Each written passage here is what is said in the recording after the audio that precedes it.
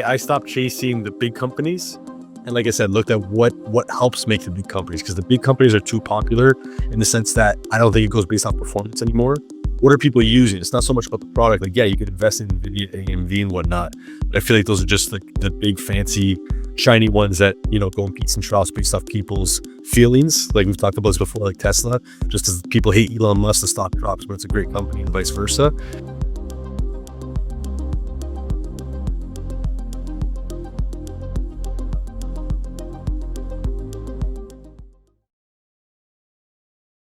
Every single day, we make thousands of decisions. Most of them are insignificant. Coffee or tea, take the highway or the side streets, answer the email now or later.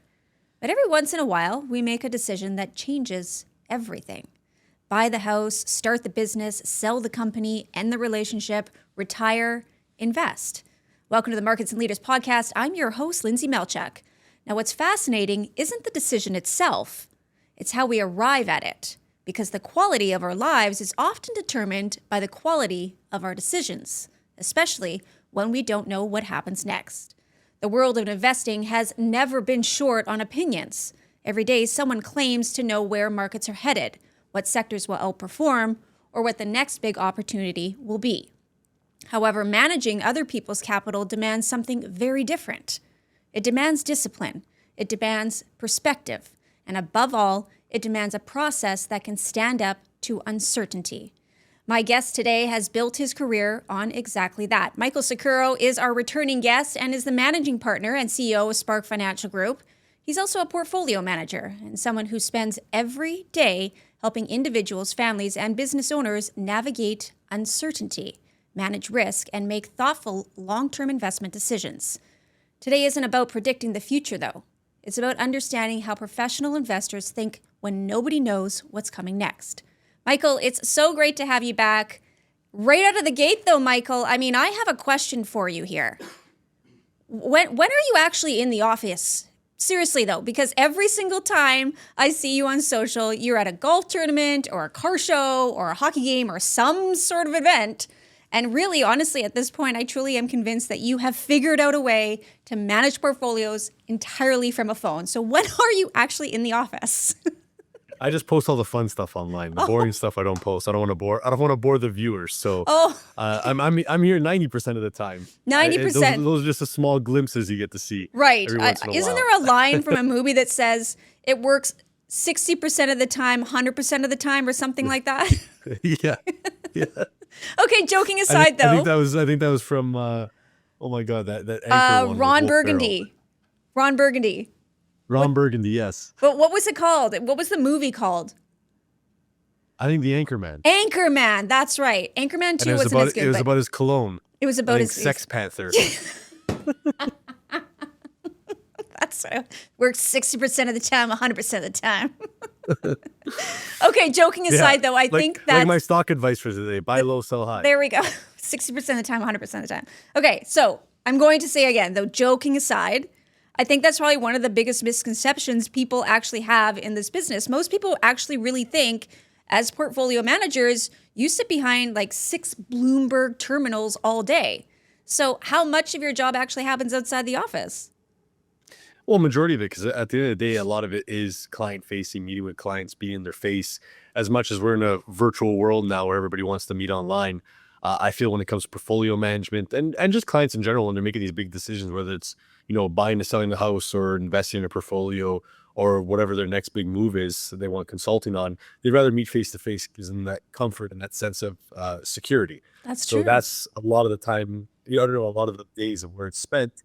And also, too, it's summertime, so I'd rather be out than at home in the cold. When it's cold, we do Zoom calls. No one cares to meet face-to-face. And it's summer, and you're Italian, so we all know Italians barely work as it is. So in the summer, you really don't work. Let's be honest. Yeah, August 15th, don't call me. I'll be off. I was fully expecting some of that, and yet all of that, 60%, 100% of that answer. Exactly. I think most people imagine great investors spending their days looking for the next big opportunity. However, listening to you, though, Michael, it almost sounds like you're spending just as much time deciding what deserves your attention and what doesn't. So which actually takes me back to something that I said in the opening here.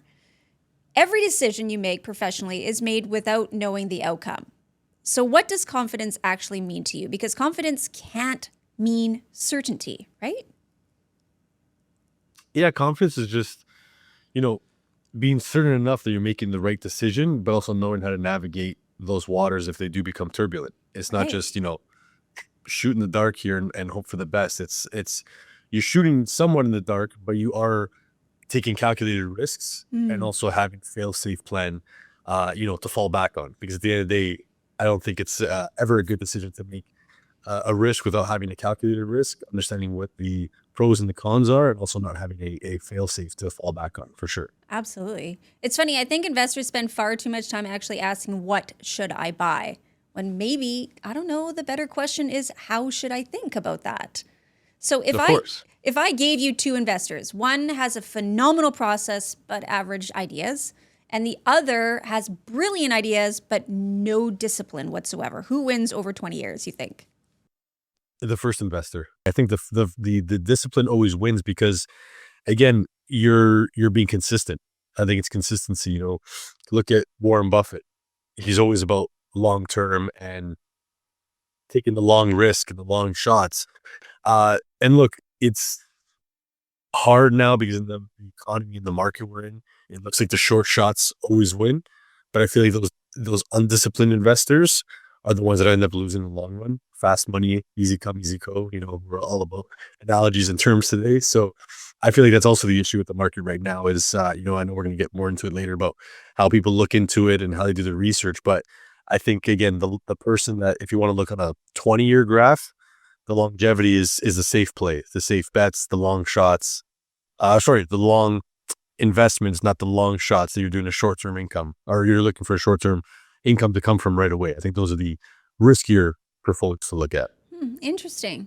Everything you've described comes back to one thing for me, anyways, and it's judgment. I mean, I've always believed judgment is something you earn, usually the hard way, actually. Mhm. So, looking back, what's an opinion you hold today that would have made the 25-year-old Michael Succurro think you were crazy? Which I know is only like 6 months ago, but still. I was Let's gonna just say like go. yesterday. No, the advice, funny enough, I got that I think still holds true today, and we've talked about it on other podcasts before and other interviews we've done, is something that a history teacher said to me back in high school. So now we're talking 10 years ago. Uh, no, Don't longer than that. lie. It was like 35. But well, no, it still stuck with me because he just said, when you look at stock portfolios, and I don't know why. I think we're talking about the Great Depression time in history. Yeah. That's why it was always looking at what are the needs of people. I think that's always your safe bet of investments. And he used the analogy of toilet paper, which is hilarious because if you look back at COVID, everybody and their mother was buying toilet paper. So I think he did really, really well in this toilet paper stock. I think everyone did. But, he just said whether economy is good or bad, he's like, everybody's always going to be wiping their butt. They're going to need toilet paper. You know what I mean? And we look at that when we talked a couple months about the war, looking at, military stocks. Another big one I've been doing a lot of research on right now is water stocks, and not water as in like water bottles and water brands, but actually companies that purify water, but also they sell. It's the best way to put it. I can't remember exactly, but AI needs to be cooled down on these systems. So there's some technology to have the water that is used to, evaporate the heat or dissipate the heat. Sorry. So someone said, look at water companies because water is going to be a scarcity in the next 40 to 50 years, if not sooner, depending on how much water is being burned right now by using through AI systems and computer systems. So it's always looking at what are people using? It's not so much about the product. Like, yeah, you could invest in Nvidia, AMD, and whatnot, but I feel like those are just like the big fancy shiny ones that, go in peaks and troughs based off people's feelings. Like we've Yeah. talked about this before, like Tesla, just as people hate Elon Musk, the stock drops, but it's a great company and vice versa. We also talked about it before too. Instead of buying Tesla, buy what goes into the electric cars. So Right. instead of shooting on one company, there's hundreds of companies now that are going public with creating electric cars. So look at copper, look at lithium batteries, look at all the pieces, all the chips that are going into being used to create Look at these electric batteries. vehicles. Yeah. I mean, look at just the battery alone, just that. Exactly. Right? That's, I think, why I probably enjoy these conversations so much. The longer someone spends in markets, the less interested they become in sounding right, and the more interested they become in understanding why they're wrong and where else they can look. Michael, what's something you stopped trying to predict because experience taught you there was simply just no edging in trying? Honestly, stop trying to predict where these larger companies are going. Like we're just talking about right now. Yeah, I feel the market, especially in the last couple of years, have become like the whole meme culture, and it's so influenced by influence, literally. 100%. Depending if the right person says the right or wrong thing, shifts these markets. And that's why I'm saying that's why I picked on like something like a Tesla or an Nvidia or an AMD. If someone hates something over that weekend because the CEO does something wrong personally, not with the company, just by himself, and people are against him, Hmm. the stock will drop. Look what happened with DeepSeek or whatever that AI company that was that came and went. DeepSeek, Like the yeah. wind. Over the weekend, Nvidia and all these AI stocks dropped drastically because DeepSeek came out and did X, Y, and Z so phenomenal, and then 2 months later, oh, they stole all your data.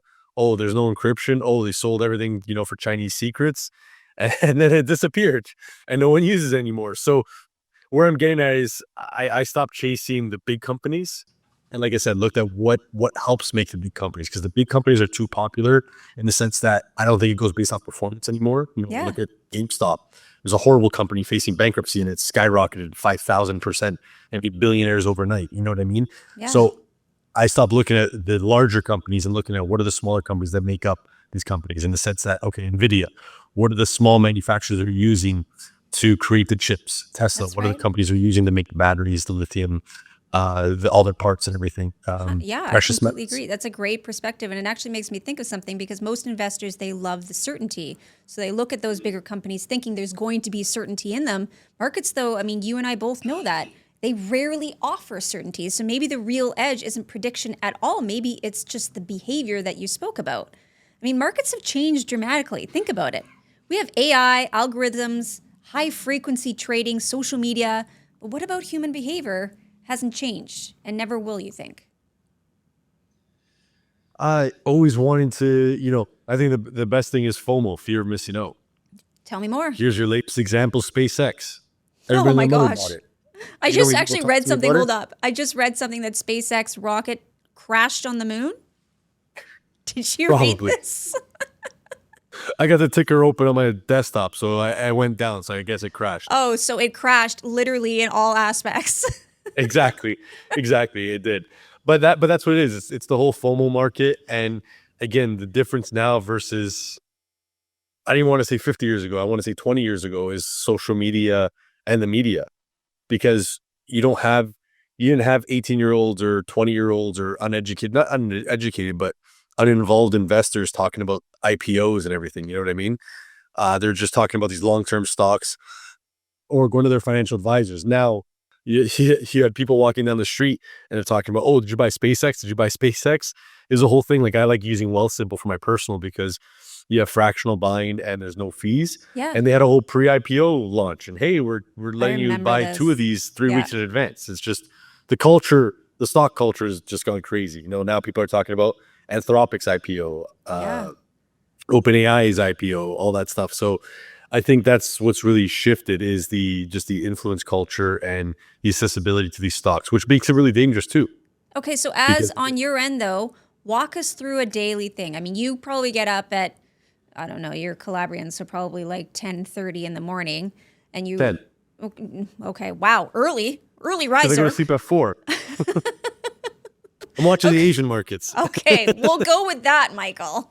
Yeah. But walk us through. I mean, you wake up and, you're probably looking at your phone at some point and you're seeing what's actually happening, what happened overnight. Walk us through a day in the life of a Calabrian Michael Succurro. A day in the life is, well, I wake up, look at all the texts from my clients from either 1 in the morning or 6 a.m. Whoever's calls I need to take. Look at the emails. I love AI, so I got Claude now that does my daily briefs for me. Tells me what's important, what's not important, what So was does important that I was my supposed to do text yesterday. messages to you, do those fall on important or not important? Because I'm pretty sure Sorry, those are like, you they're cut out the deleted text from already. you. Yeah, But I it's I like, have Claude just open them and leave them on red. It's probably for the best. Hey, Michael, what are we talking about? Hey, Michael, are you coming to the podcast? Hey, Michael. And Claude's like, yeah, just X that one. It's fine. Well, it's funny because it talks like a human now. So last night I played, because I have an end of the day brief. It does for me as well. And it had an update for our invitation today. And it's saying, you have an unopened email from Lyndsay about your meeting tomorrow, that there's an issue with the time difference. I think you should really look into that. And Michael's like, nah, I'm good. Just pass through. I said, no, it's okay. I know what PST and EST and mountain time is. I'll figure it out eventually. Wow. That's really funny because when I talk to you, you're like, how much difference between Toronto and Vancouver? And yet, folks, this one is managing your portfolios. Just keep that one in mind. Okay, my trick with military time is just -12. -12. Okay, hold on. Take us back to the day. Like, you have so much rushing at you. And there's so many clients that are probably like, I've seen this. What's this? Put me in here. Take me out of here. Blah, blah, blah. How do you decipher what's noise and what's actually worthwhile? Again, it's looking at what's actually trending on, proper market outlets like a MSN Money, Bloomberg, I love The Economist, versus what's trending on Instagram or Twitter. That's where you really decide. Most people actually just go, what's Lyndsay talking about? And they just follow what Lyndsay's talking about. I mean, really, those people who actually want to listen to me, listen to me. Yeah, but you guys are 3 hours behind, so I already missed out on a couple trades. Because of 3 hours. Oh, that's like Michael. 16 hours in China. Okay, we have tried being responsible adults long enough. So let's put you under a little bit of pressure and see how you do that way. Michael, I'm always on pressure as soon as I hit go live on this thing. Okay, we're going to play a fun little game. And the game is called I'm Never Wrong Because I'm Calabrian.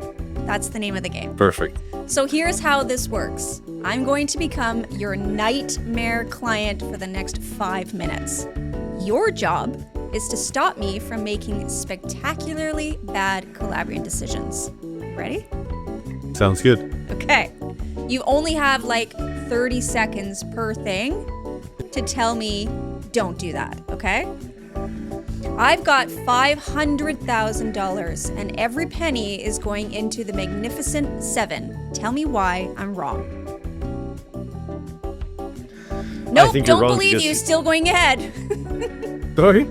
Nope, don't believe you. Still going ahead. Go for it. Roll the dice.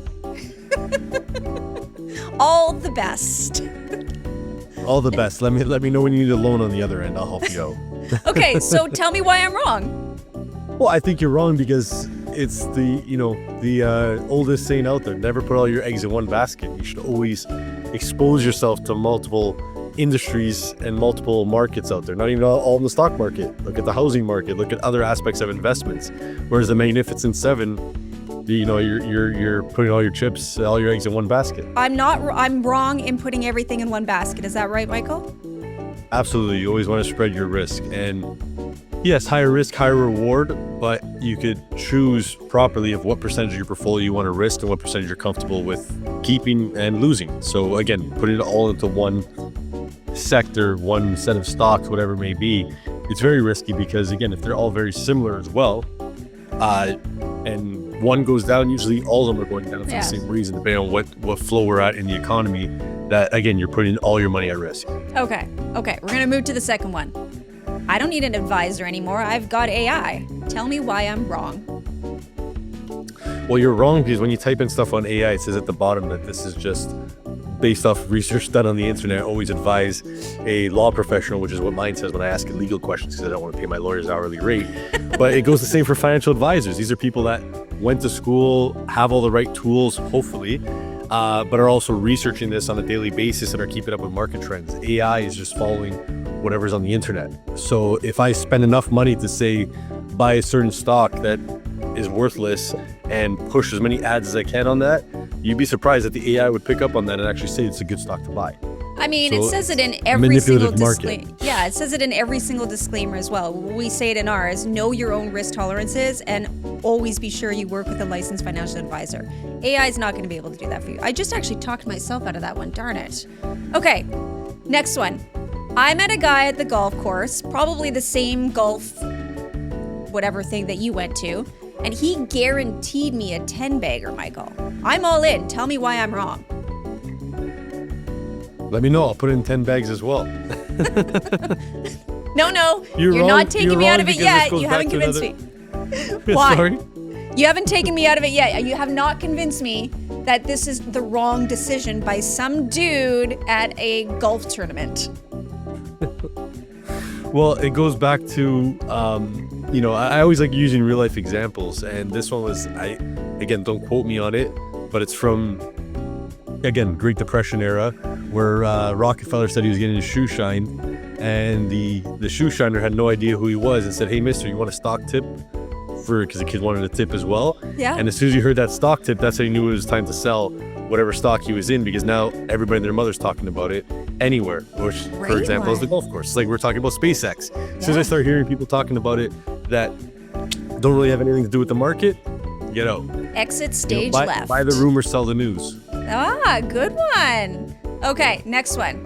But my neighbor swears this guy at the golf course also has never been wrong. So tell me again why I shouldn't be buying a boat and putting all of this into the 10-bagger, because now my neighbor swears that this is a good deal.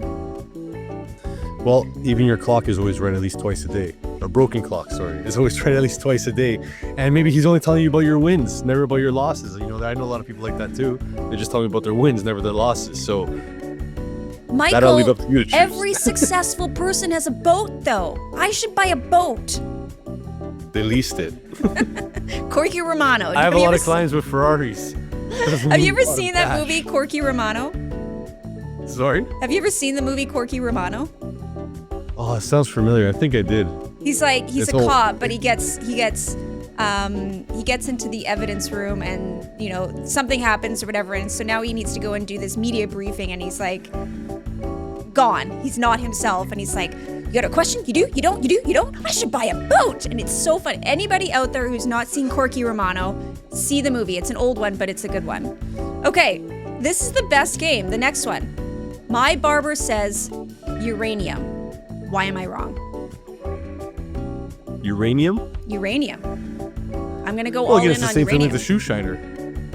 If your barber's talking about it, it's because he heard some gossip. Barbers are great at getting life advice and getting gossip from as well. Right? So if they heard it, it's already happened a couple weeks ago. Okay, so that's that. There's a pattern happening. If you hear about it, get out. Actually, uranium, get in. I'm going to tell you that for free. Get in. Okay, next one. This one should resonate well with you, Michael. My Italian uncle says cash under the mattress. Actually, maybe that's actually your uncle that All said day. that, but all in. So as soon as your uncle says all Don't in, trust the banks. Zio, tell me why. But why would I be wrong? Oh, you are wrong, because I'll give you two examples. The first example is obviously the rate of inflation. Okay. The cost of money is going up every single day. A dollar yesterday is not worth the same as a dollar today. Yes, it might be at a fraction of a penny, but that is the truth. And a dollar from 10 years ago or 100 years ago is definitely worth, a lot different right now. So leaving that money under your mattress, not making at least minimum interest or whatever these banks are, scamming people for right now, 0.005%. That 0.005% is still better than the dust that's collected on your mattress. The second piece of advice, or the second example actually, because again, I like to always refer back to real life examples, is besides the big short that happened in 2008, a big cause of the recession was also a lot of people withdrawing funds from the bank. So the banks didn't have any money or liquidation in savings accounts because people were hoarding it at home. I think it was like 65% of Americans. But it wasn't even that. It was more recent. Like maybe, I don't know, like 11 years ago. I mean, Greece went through a really big thing where the banks were like, we don't know what to do. We're crashing. Got no money. Yeah. So people were pulling it out. So on top of that, you do hear a lot of people that now say we are going into a recession. And so a lot of them are going to sell off, some of their portfolio, and they're just going to sit flat on cash. What's your take on that? If the big investors are doing it, the small ones should be as well. And what I mean by big investors, look at Berkshire Hathaway. Mm-hmm. I think he's holding 320 to 350 billion in cash. Yeah. And again, going back to the beginning of this conversation, that's someone who's made his fortune off of the long investment, not the short investment. Right. So he sees something that we don't. And again, it's these people are always these examples in the market are always the ones to look up to, because again, they've made their wealth obviously by doing all the right things. So it's like, why not listen to them? Again, I don't have a crystal ball. Maybe he's wrong. Maybe he's losing money because he's only making a 1% interest. Maybe it's all on the GIC right now, for all we know. But there's a reason why they're holding on to that much of a cash position. I have one more though. I saw it on Instagram, so why wouldn't it be right? Like, why is it wrong? I saw it on Instagram. Because anybody and their mother now could buy an Instagram ad for $5 and promote it out there. Hence the crypto era meme stock. That's right. You know what, Michael, though, you represent a younger generation that is coming into the investment world. A lot of them that you see, they try and do the get rich fast type of, thesis. What is it that you try and tell all the younger generation when they're coming into this to make them see that this is not, a quick swipe right, swipe left type thing? Like, what's the conversations that you're having with your generation? Well, the conversation is simple when they ask me about, how are these people making all this money doing this, that, the other with these stocks or crypto or whatever it may be. And the conversation is simple. It's very easy to get rich quick using these types of markets, but you got to be the one supplying the stock, not the end user buying it. You have to be the one doing the rug pull. That's as simple as that. Someone is getting screwed on the other end. Right. Okay. So you might get lucky on a meme coin and throw in $1 and it turns into 100,000 because you caught the wave. But really, it's the person that created that coin that's going to be pulling the rug on you. And it's the same with penny stocks. We've seen that so many times.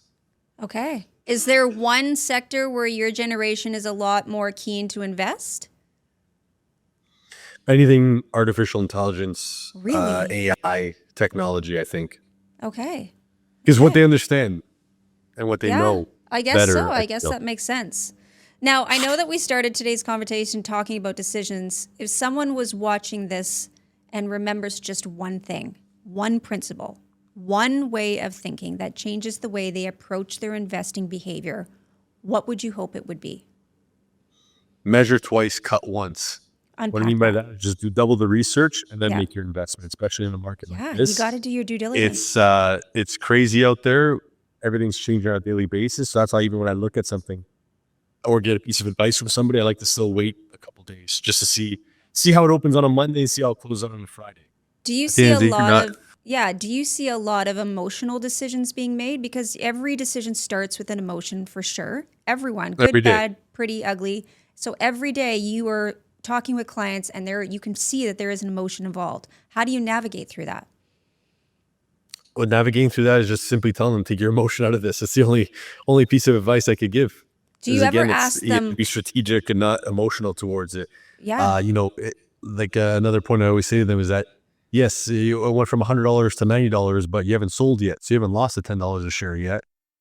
Nothing to be emotional about and panic sell out of.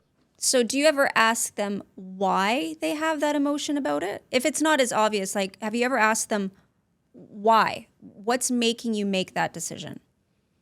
Well, what's making them make that decision is just fear. That's what it comes down to. Mm-hmm. It just simply comes out to fear.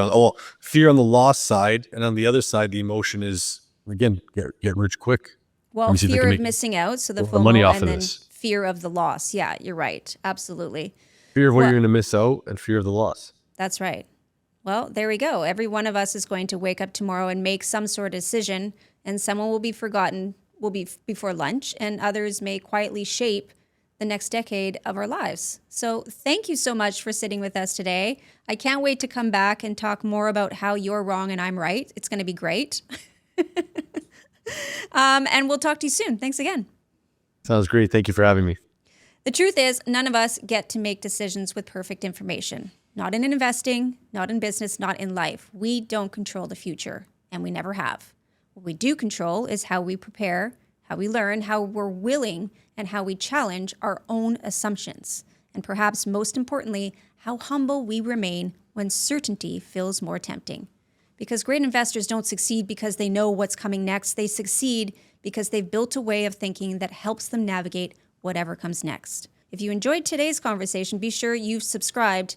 And hey, Why not share it with someone who enjoys thoughtful conversations about markets, business, leadership, and the decisions that are shaping the future? Now, here's our disclaimer. These are the opinions of our own with possible vested interest in any or all of the companies we may have spoken about. This is not to be used as financial advice. Always be sure to speak with a licensed financial advisor and know your own risk tolerances. For a copy of our complete disclaimer, head over to at.CET. Until next time, keep asking better questions. I'm Lyndsay Malchuk, your fabulous host, and this has been the Markets and Leaders Podcast.